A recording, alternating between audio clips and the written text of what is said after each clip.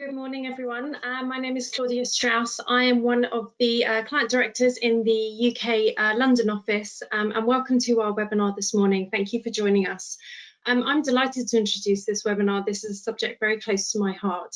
Over the last few years, we've had the pleasure of working with so many of you who have really sought to use your packaging as a great opportunity to demonstrate to consumers about the contributions that you've been making to sustainable practices like reducing plastics or using clean ingredients. And of course, your pack design is really the best advertising that you can develop to help consumers make choices when they're in store. But of course, with limited space, the overriding need for consumers to be able to identify their particular brand and their variant or SKU list means that it's really a difficult decision about how to communicate sustainable practices on pack. And because of all of that experience that we've had, we've been able to develop this white paper. So today, Alexander, who's one of our global solutions and impact consultants, and all-round packaging expert, I should say, will present our findings to you and how they can be interwoven into our 9 best practices around pack design and those bigger meta learnings about how to stand out on shelf and drive consumer preference. So I'm going to hand over to Alexander now, who will present to you the findings for today. There we go. So good morning, good afternoon, everyone. Welcome. It's great to have you all join this webinar. And as Claudia mentioned, thank you, Claudia. The topic for today is sustainable packaging, and then more specifically, how best to communicate advances in packaging sustainability on the packaging itself. Now you may already know this, or maybe you don't, but packaging design testing is a domain that we at MetrixLab are experts in. We test over 250 new packaging designs per year. And over the past few years, quite a few of those designs that we've tested revolved around some type of sustainability improvement. And in addition, we self-initiated and self-funded a few studies on this topic. And so what we're sharing today is the collective learning from all the work that we've done on this topic.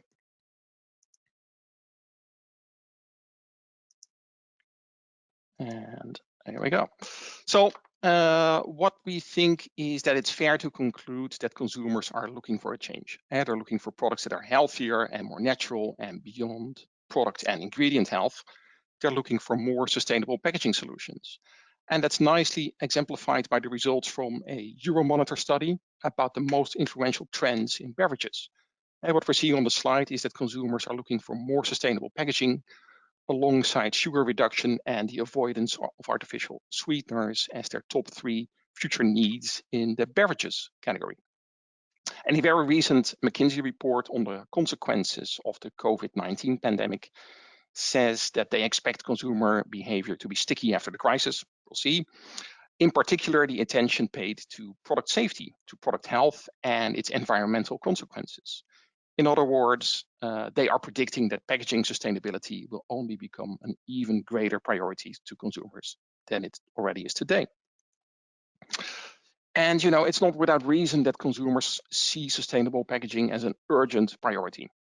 With regularity, we're exposed to new alarming scientific findings about the impact of unsustainable practices on our health and the environment. So as an example, at the 2019 Plastic Health Summit, researchers from the University of Utrecht in the Netherlands released evidence that microplastics cause accelerated human cell death, and that ingestion is simply very harmful to our health. And while microplastics are a product ingredient problem much more frequently than they are a packaging problem, it's also clear that these types of news stories contribute to an overall unease about product packaging, and in particular plastic packaging, of course. More specific to packaging, pollution from plastic packaging of our oceans, our rivers, our beaches and roadsides are triggering a consumer backlash against plastic packaging. Understandably so, because if you're a little bit older, like me, you'll have witnessed firsthand how much of a problem pollution from plastic has become in the past 2 decades. And thankfully, there's a lot that's being done already to tackle the problem by people like yourselves and others as well. A client of ours, a shining example, is the Ocean Cleanup Initiative, and they have the ambition and the technology and significant funding to start cleaning up our oceans and rivers.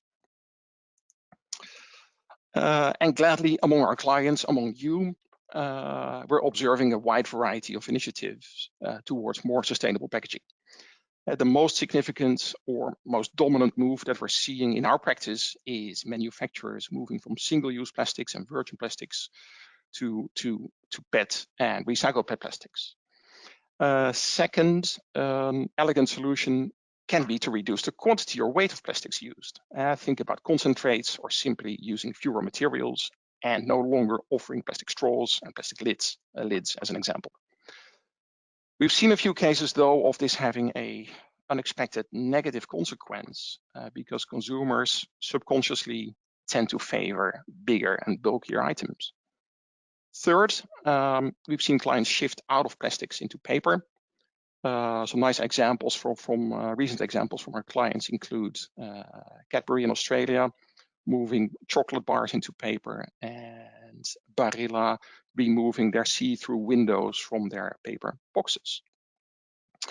And that's great, but you know, paper is heavy. It doesn't always offer the same level of protection and safety, and you can't see through paper, which might be a problem in a few categories. Fourth, very promising is the development of bioplastics.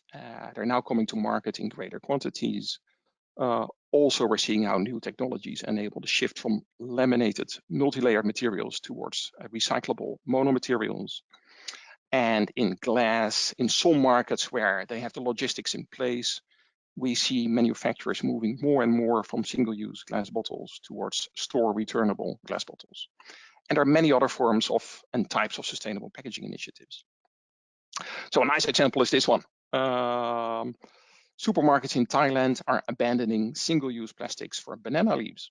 Banana leaves are extremely sustainable packaging materials, of course. The leaves are thick, durable, flexible, and waterproof, and compostable. And you know, knowing that bananas grow in 135 countries and that the leaves are plentiful, I think this is a very promising and possibly high-impact example. And it's great to see how old school is becoming hip and trendy again. Or this one, we're all familiar with styrofoam coolers, styrofoam cups. They're convenient, but they're also pretty bad for the environment. And Igloo has now replaced styrofoam coolers with this biodegradable version. It's made out of recycled paper and candle wax on the inside. And did you know that paper cups from Starbucks cannot be recycled currently because they're lined on the inside with plastic? And we're talking 6 billion cups per year. So in 2018, Starbucks pledged $10 million towards the development of a more sustainable, recyclable alternative. And the good news is that they have now begun to pilot paper cups that are lined with a biodegradable, compostable plastic. Loop is an important initiative against single-use plastics. This platform was launched in 2019 at the World Economic Forum and now offers close to 200 popular brands and products in reusable packaging. Often that's glass, aluminium, or steel. And the platform is funded and supported by a lot of big brands and is now live in the US and the city of Paris and will soon expand to 4 more markets. So this platform could turn out to be a viable solution if enough consumers and brands come together into this program so that the logistics become affordable. Now, in parallel, we are observing a lot of communication on the topic of sustainable packaging. Manufacturers aren't shy about letting the world know about their sustainable packaging initiatives. So as an example, last year, Unilever announced packaging reduction targets and initiatives for their Dove brand with an overall goal of lessening the use of virgin plastics by 20,000 tons per year. And as part of that effort, Dove is moving to bottles that are 100% made from recycled plastic.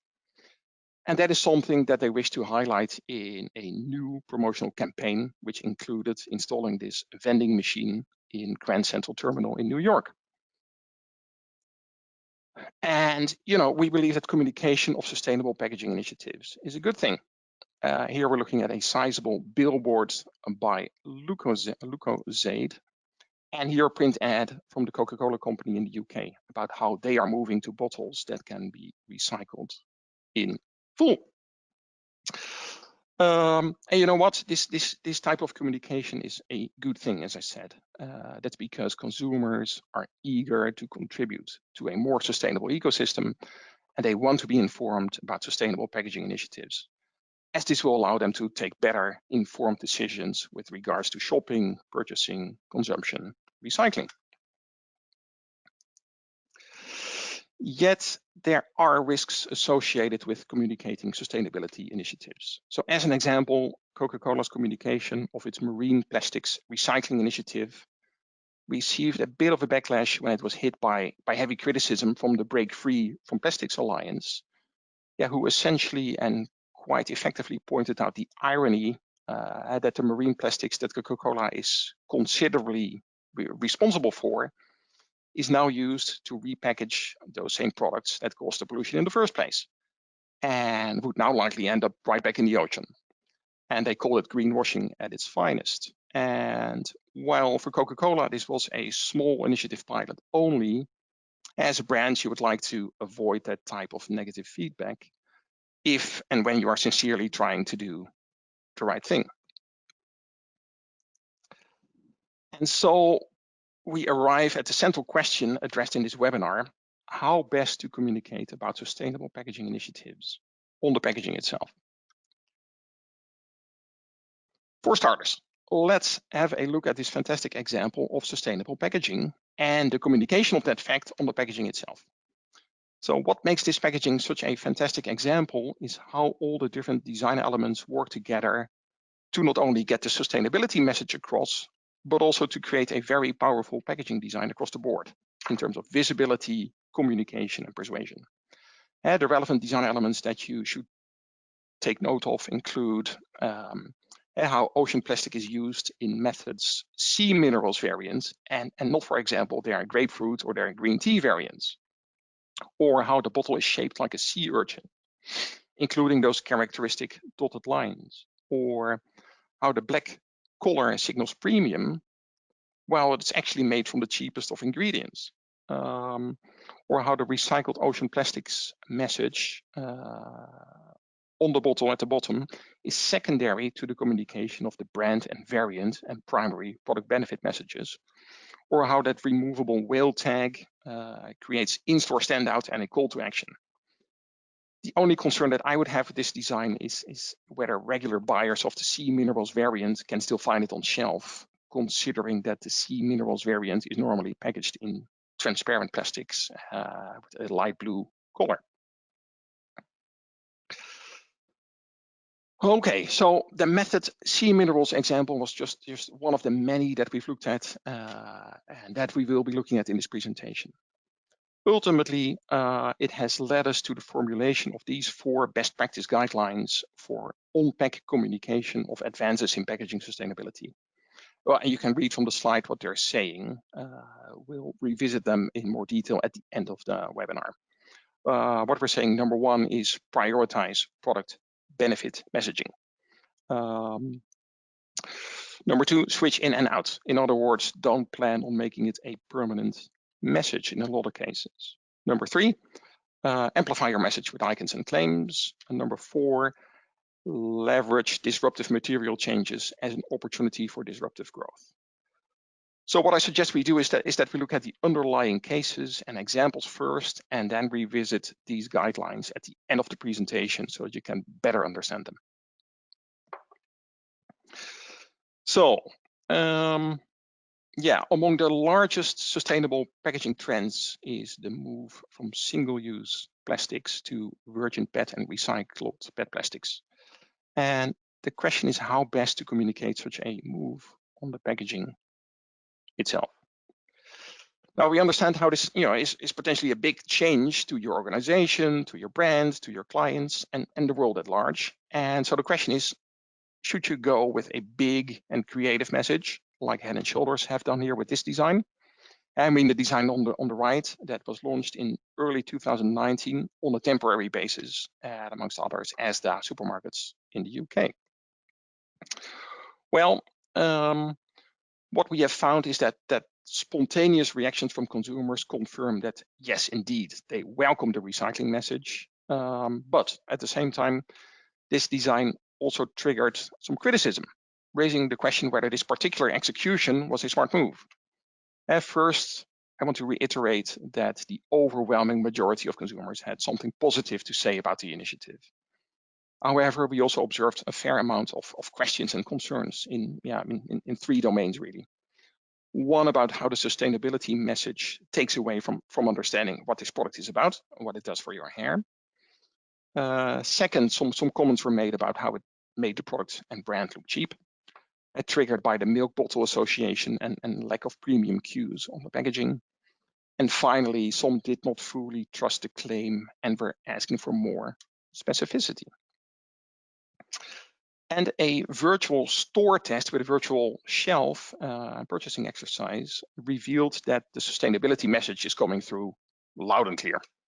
And I would have been very surprised had we found otherwise.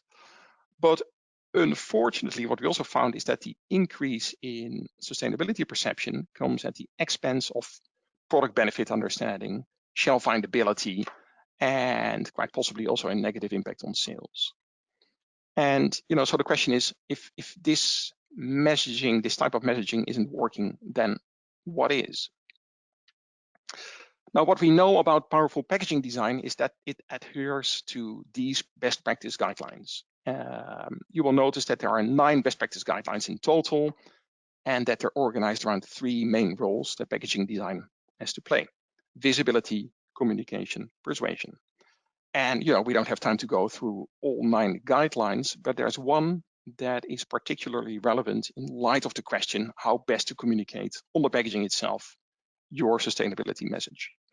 And that's guideline number 5, which cryptically states to follow the recipe. So what does that mean, following the recipe? Well, what that means is that it matters a great deal in which order various design elements on packaging are seen.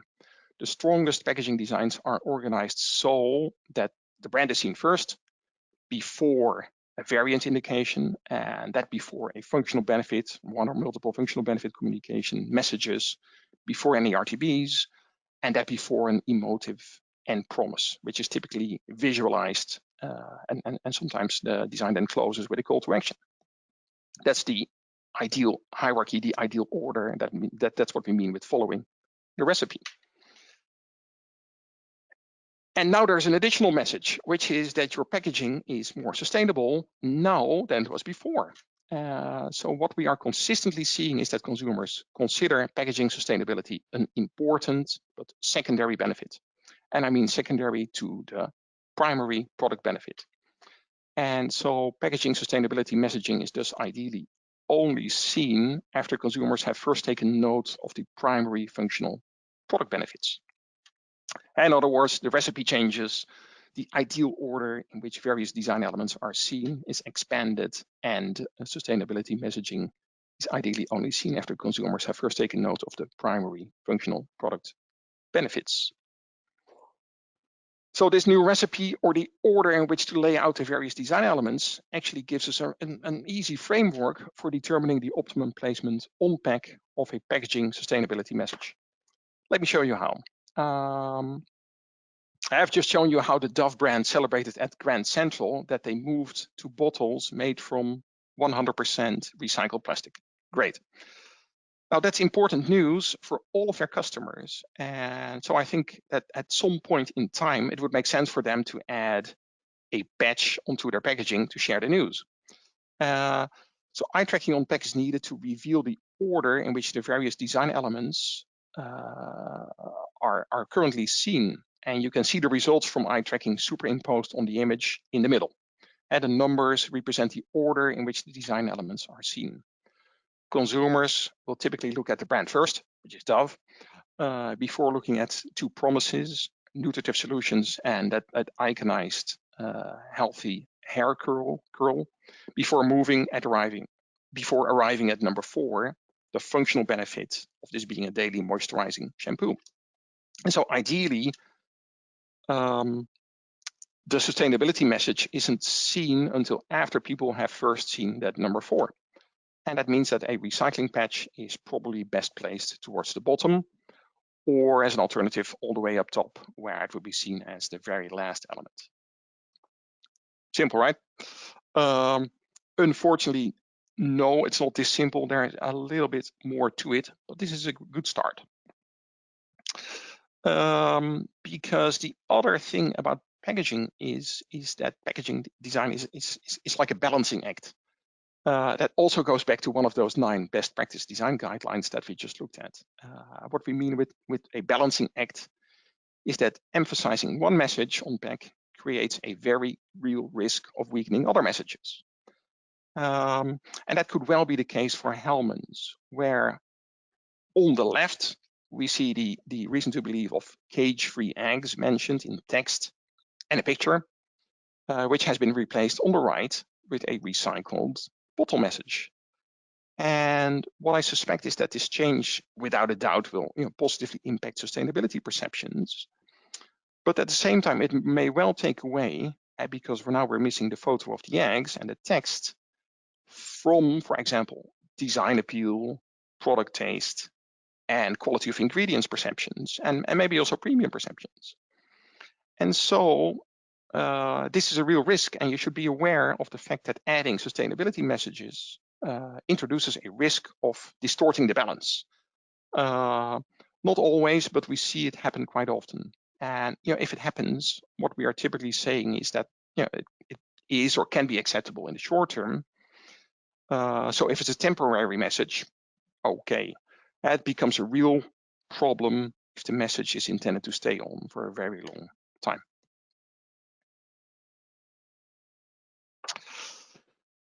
Let's have a look at a best-in-class example, one where the packaging sustainability message is in the right place and doesn't distort the balance.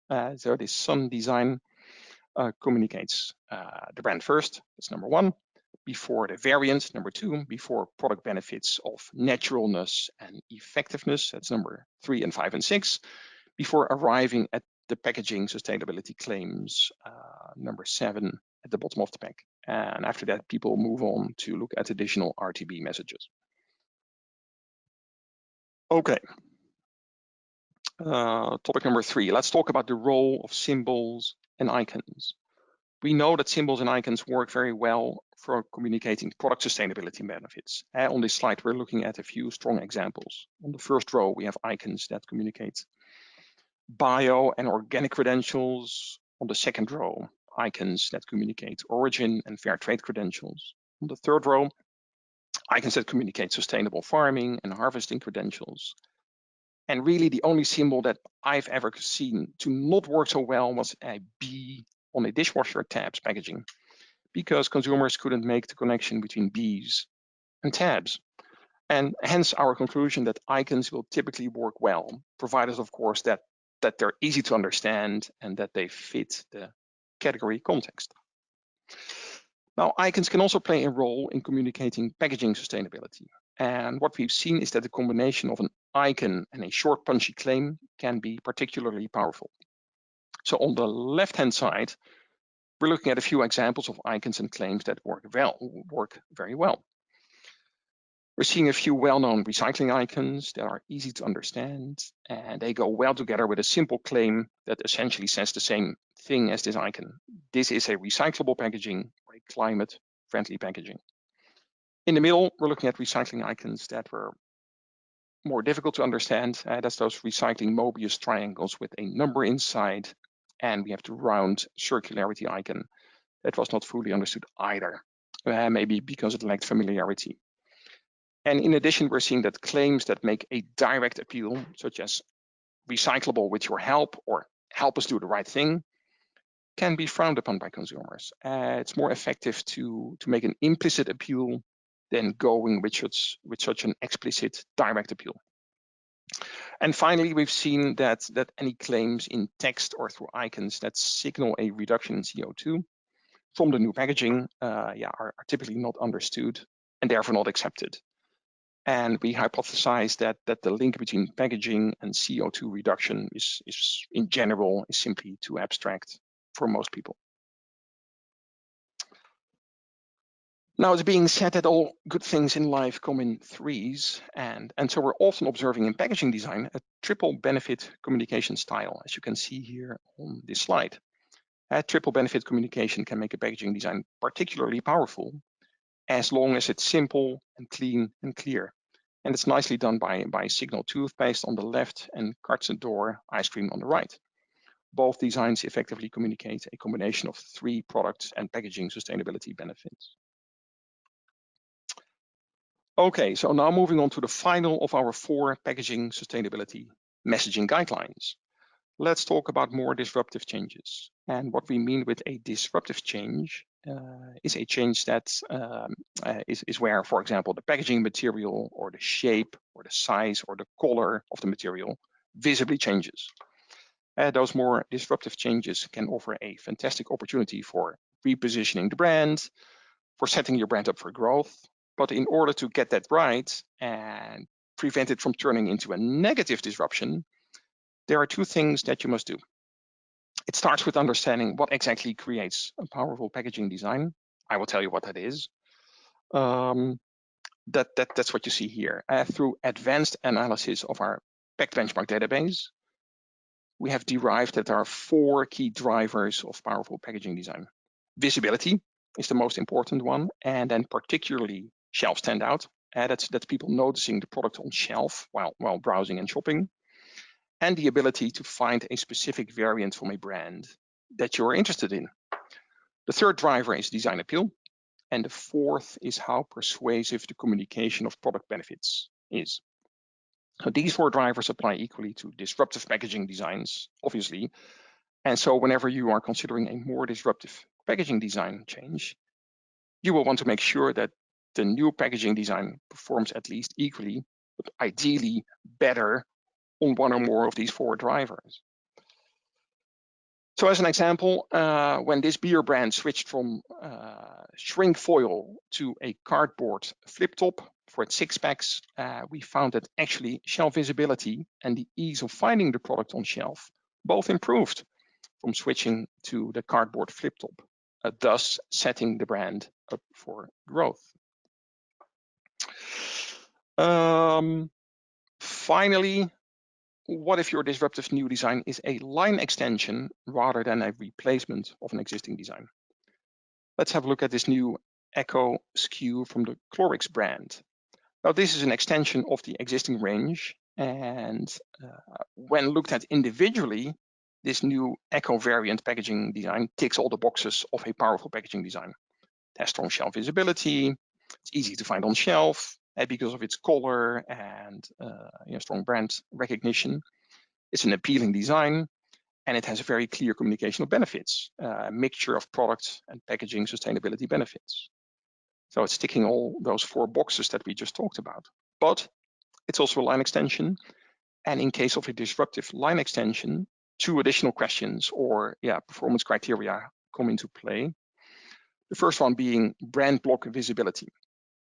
We need to understand how this new SKU is influencing the shelf visibility and findability of all the other variants. And it's not difficult to imagine that this new design has the potential to take away from visibility and findability of existing SKUs. And the second one is, again, one that revolves around balance. Any line extension will have to find balance between the communication of benefits that make this variant unique and the benefits that the full range of products have in common. Looking at this new Echo design, we see enough of both elements. Taken from the brand and the full range, we see indications around this product being powerful through its 5-pocket design. And then specific to this SKU, we're seeing a lot of what makes this a unique SKU. The fact that both product and packaging are eco-friendly, and that's then further reinforced by its scent of cucumber and fresh leaves. Okay, that brings us around to those 4 best practice guidelines for the communication of packaging sustainability messages that we started with. So first, consumers absolutely do welcome sustainability packaging messages, but they're not buying your product for its green packaging, but they're buying it for the functional and emotional benefits that it offers. And for that reason, the first guideline says to respect the recipe. That is the design hierarchy, by making sure that product benefit cues are seen first before your sustainability messages. Second, we've seen that communicating through your packaging design can be like a balancing act, and emphasizing one message creates a very real risk of weakening other messages. And what we're saying is that you need to be prepared for that to happen, for on-pack sustainability messages to detract from other important messages. And for that reason, if that's the case, it makes sense to make sustainability messaging a temporary message. Third, we looked at icons and claims, and we've seen that icons that clearly communicate if a packaging can be recycled are highly appreciated. Call to action claims for recycling are better accepted when the message is implied rather than stated. And a combination of an icon and a short claim can be very effective, especially when you are communicating multiple benefits. And finally, disruptive packaging changes, for example, when the material, the shape, the size, or the color changes, they potentially offer an opportunity for disruptive growth, but you want to make sure that the new design performs equally strong or better on those 4 most important criteria for powerful packaging design: shelf visibility, variant findability, design appeal, and benefit communication. So in closing, what we hope is that you find these guidelines to be actionable, and we hope that you can leverage these guidelines in situations where you're considering to communicate on pack about your sustainability efforts. So on that note, Claudia, back to you and back to the audience, because if there are any questions, now would be a good time to ask them. Thank you. Thank you, Alexander. Really, really interesting. I've seen this a few times now, but I still find it fascinating. And every time I look, I think of other examples I've seen on the shelf where things have worked and things haven't. A few questions for you from the audience. The first one is around the role of colour in communicating sustainability. So outside of green, which most people tend to associate with sustainability, are there any other colours that are particularly effective? Yeah, and we get this question often. So if you have a on-pack message about sustainability, should you leverage the color green? After all, that you're contributing to a greener planet. So yes, we're seeing that the color green is being used a lot in sustainability messaging, and it makes a lot of sense because green flags natural, and green is often a contrasting color. So it can contribute to visibility. However, we're seeing so many effective messaging examples that aren't leveraging the color green, that by no means do we advocate going with a green color for packaging sustainability messages. No. Great, thank you. Another question about consumer input in terms of testing packaging and design, and when it's most relevant to do that.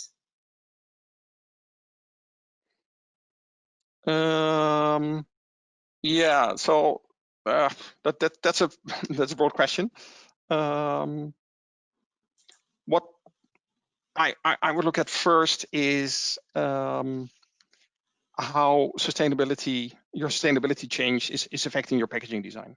For example, a lot of sustainability improvements, such as switching from single-use plastics to recycled plastics, are hardly noticed by a majority of consumers. Okay. And in such a case, you'll definitely want to add a message on pack because consumers are eager to know. But maybe you don't have to test it. For example, you apply some of the learnings and best practice guidelines from this webinar to your packaging design, or we can do a quick screener to help you select the best from multiple design options or messages. In case of a more disruptive change, for example, a change in material, you're removing a see-through window, when you're going from transparent to colored plastics, yeah, we recommend that you test for those key drivers of powerful packaging design: visibility, findability, appeal, and benefit communication. Great. It's a question about best practice. You talked about switching in and out. And the question is around, should not sustainability be an ongoing and continuous effort to build a long-term association? Yeah, depends. Too frequently, I talked about the balancing act, and too frequently we're seeing sustainability messaging, which without a doubt is important to not only to the world but to your customers as well. But we're seeing that taking away from products benefit perceptions. And as I mentioned, the simple truth is people are buying your product for its functional benefits and its emotional benefits more than for the packaging. And so what we're seeing is that communication of product benefits should always come first. And so if you know that sustainability messages in your case are taking away from product benefit perceptions, then I would strongly recommend to make it a temporary message. Or alternatively, of course, you can try and move towards a messaging style where your sustainability messaging isn't taking away from products benefit perceptions. In that case, you can keep it on for a long time, of course.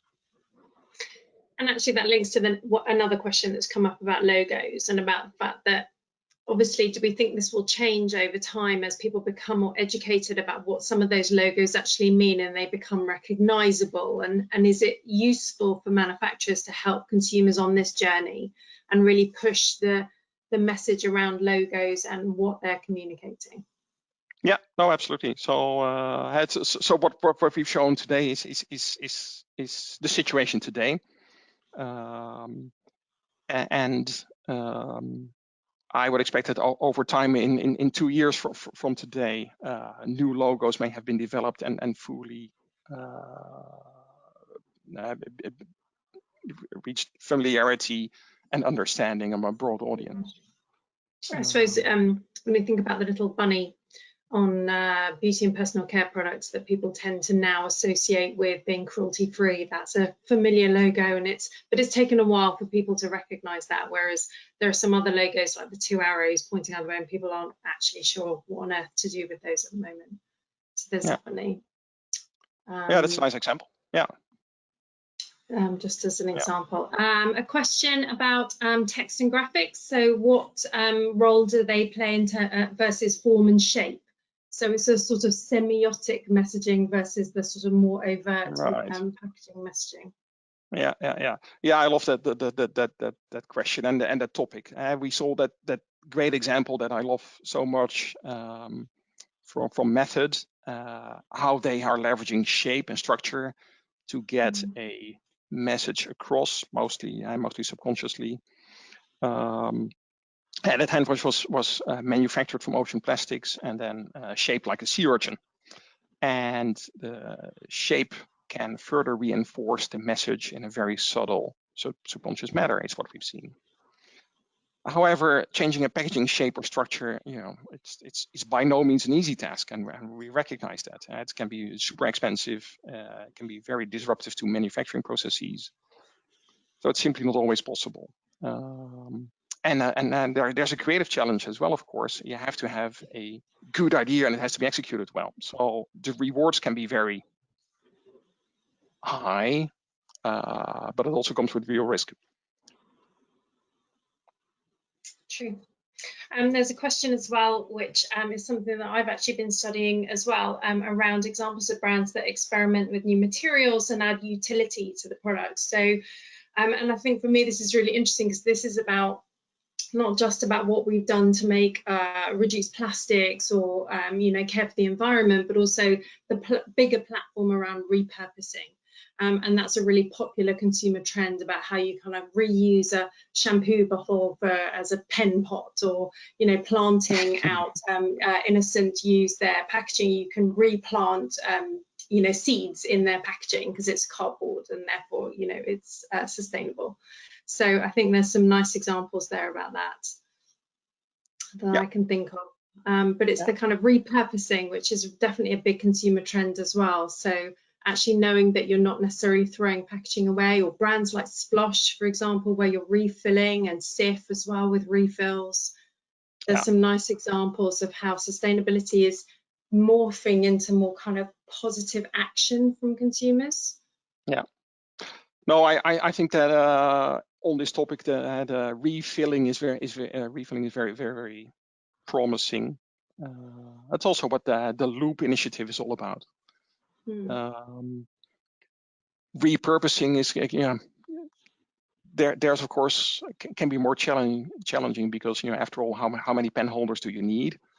So that could become a barrier over time. It's fun. But therefore, I would think refilling first before repurposing. But yeah. And there's a last question, which is around insights on packaging and relating to hygiene within the kind of current pandemic, and whether there is a link. And I think that's probably a topic for an entirely different white paper and webinar about how we are responding to a kind of hopefully relatively short-term event that demands consumer attention, is sort of almost taken away from sustainability towards hygiene. Yeah. Yeah, that's a different topic. We have researched that topic, though. A question that we were asked years ago was, you know, what if any colors can help to signal hygiene and effective cleaning and effective elimination of bacteria. Where there was a particular focus on the color white. And indeed, what we learned is that leveraging the color white can be very effective in communicating hygiene. Which isn't to say that all other colors are not good at it, but white in this domain has advantages. More so than leveraging green for communicating sustainability, white is very effective in communicating hygiene. And I will say that, but this is by no means a selling tactic, but our new normal tracker, which some of you no doubt join the webinars once a month on, has got a deep dive this month in terms of looking at the role of sustainability and responsibility, and whether that's been sort of down weighted as people have obviously been looking for products that are more leaning towards hygiene and you know, efficacy as part of the pandemic. So I think there'll be more information in that webinar, specifically looking at the balance between the two. Yeah. We're out of time, Alexander, but thank you so much. And thank you to everyone for joining us. We will be sending out a recording of the webinar and a very short summary of the key findings for you. And do please get in touch if you've got other questions that you want answering. We'll attempt to answer those as soon as we can. But thank you, everyone. It's nice to see you, and have a good day.